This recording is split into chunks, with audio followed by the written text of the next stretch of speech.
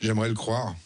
Sincèrement, j'aimerais le croire, parce qu'on a un moment de la vie politique française et internationale qui est un peu angoissante pour les Français, on va le dire, et un peu angoissante d'ailleurs pour les Européens d'une manière générale. Il y a cette transition verte qui arrive et qui va bousculer beaucoup de choses. On est à l'aube d'une révolution industrielle qui porte pas son nom aujourd'hui, mais qui existe et qui sera une révolution industrielle verte, avec beaucoup de changements. Les équilibres du monde sont en train de changer. La récession en Chine est quelque chose d'inquiétant. Il y a tous ces sujets-là aussi. Il y a l'international. Et sur ces sujets-là, il faut quand même qu'on puisse échanger avec les forces politiques de ce pays de manière sereine, tranquille. Je ne sais pas ce qu'il en sortira, mais le fait que personne ne puisse avoir son portable, que les journalistes ne soient pas présents, donc vous serez informés. Je n'ai aucune inquiétude là-dessus dès la sortie de ce rendez-vous, parce que tout le monde parlera. Mais cette volonté qu'a eu le président de réunir autour de lui toutes les forces politiques pour avoir une parole libre et échanger, j'aimerais que ça aboutit sur quelque chose. Ouais. Pas forcément sur les textes, on les a votés les textes. Déjà, tous les textes, on les a passés depuis un an. On a trouvé des accords politiques à l'Assemblée nationale. Ce serait mieux si c'était plus fluide sur certains sujets, c'est clair. Alors, le président de la République a mis les thèmes sur la table et je pense que la discussion sera ouverte et qu'on abordera tout. À mon sens, on va tout aborder. Parce que ça sert à rien de réunir 11 responsables politiques autour de la table. Pour une session qui va durer quand même, parce que c'est prévu de durer jusqu'à ce soir minuit. Je n'imagine pas un instant qu'il n'aborde pas tous les sujets, même ceux proposés par les oppositions. Il a mis un cadre. À l'intérieur de ce cadre, d'ailleurs, vous voyez, on parlait dans le cadre, il a mis les institutions. Dans les institutions, le référendum sera dedans aussi, on en parlera.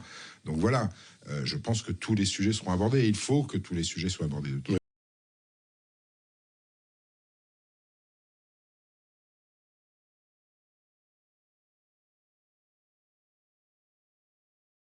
Ce que j'aimerais, moi, c'est que chacun en responsabilité, ce sont des gens responsables pour la plupart d'entre eux, chacun en responsabilité, justement, ait une vision un peu plus globale des choses, de la politique, plutôt que de se concentrer sur uniquement ses propres accroches personnelles, souvent, on va le dire, assez électoralistes. On le sait, Emmanuel Macron ne peut pas se représenter en 2027. L'échiquier politique va forcément changer à ce moment-là. D'ici là, qu'est-ce qu'on fait? Est-ce qu'on reste chacun sur son quant à soi, ou est-ce qu'on arrive à trouver des lignes de convergence, sans être d'accord sur tout, mais qui permettent au pays d'avancer sereinement et de préparer l'avenir.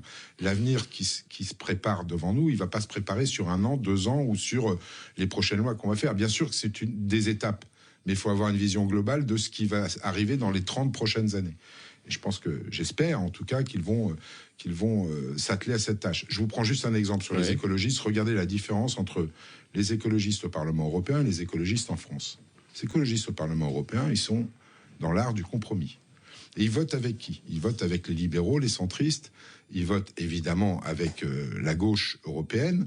Et ça leur arrive même de voter avec la droite, dès l'instant où pragmatisme et réalisme écologique l'emportent sur tout dogmatisme. En France, c'est l'inverse. Ils sont en train de se radicaliser manifestement et ça ne fonctionne pas.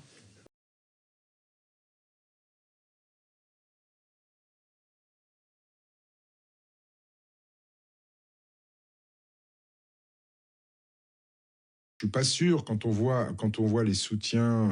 Alors, j'espère qu'ils vont le trouver, parce qu'aujourd'hui, il y a quand même des évidences. Quand vous avez vu le soutien pour la guerre en Ukraine, le soutien un peu voilé, mais soutien quand même, à la fois de l'extrême gauche et de l'extrême droite vis-à-vis de Vladimir Poutine, avec ce qui vient de se passer avec la mort de Prigojine.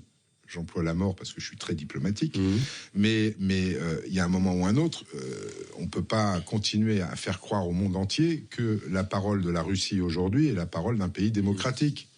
Donc il va bien falloir qu'ils parlent de tout ça. La situation en Afrique est inquiétante. On l'a vu avec ce qui s'est passé au Gabon cette nuit. Tout ça, ça bouge. Je vous dis, la récession en Chine, c'est un sujet aussi.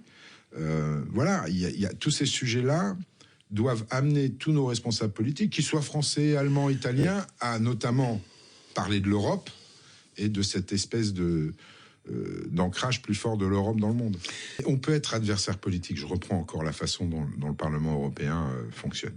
On peut être adversaire politique et arriver sur des lignes d'accord. Il restera toujours des désaccords. Il faut simplement être clair. Et je pense que, sincèrement, les Français, quand ils ont donné à l'Assemblée nationale cette géographie, on va dire politique qu'on a à l'Assemblée nationale, c'était bien pour que on essaye de travailler ensemble. Donc maintenant, chacun, dans ces moments un peu agités, qui paradoxalement sont aussi énormément porteurs d'espoir. Moi, je travaille sur l'industrie verte, les technologies, la science avance à une vitesse considérable pour essayer de nous sortir dedans. Moi, j'adorerais avoir 25 ans aujourd'hui parce que le champ des possibles est ouvert, mais il faut qu'ils prennent tout ça en compte et qu'ils se disent qu'à un moment ou un autre, il faut travailler pour le pays. Enfin, on est élu d'abord pour l'intérêt général et ensuite pour ses idéaux. Enfin, c'est comme ça que je vois la politique. À eux de nous prouver qu'ils sont capables de le faire.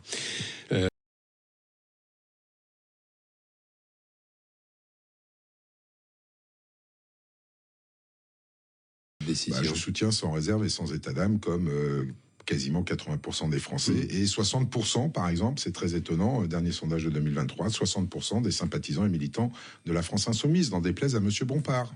Cette polémique, pour vous, n'a pas lieu d'être? Non, elle n'a pas lieu d'être. Enfin, si c'est un... On peut se battre sur la signification religieuse ou pas de l'abaya. Enfin, ça pose problème dans les établissements scolaires. Les directeurs d'école, d'école étaient pratiquement à 100% pour. Les professeurs sont pour l'interdiction aussi. Les militants de la France insoumise, encore une fois, sont pour, parce que c'est un signe distinctif. Enfin, ça va à l'encontre de la loi de 2004. C'est un vrai signe distinctif. C'est prosélyte de toute façon. Quand vous portez l'abaya, vous renvoyez à votre interlocuteur automatiquement votre appartenance religieuse. C'est interdit à l'école, ça.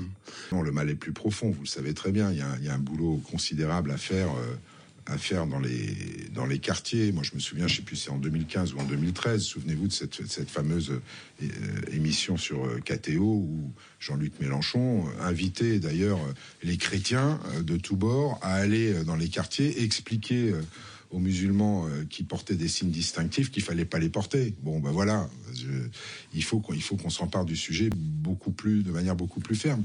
On peut pas interdire la religion. Chacun a sa foi, mais la foi en France, la France est un pays laïque, on doit respecter les règles de la République.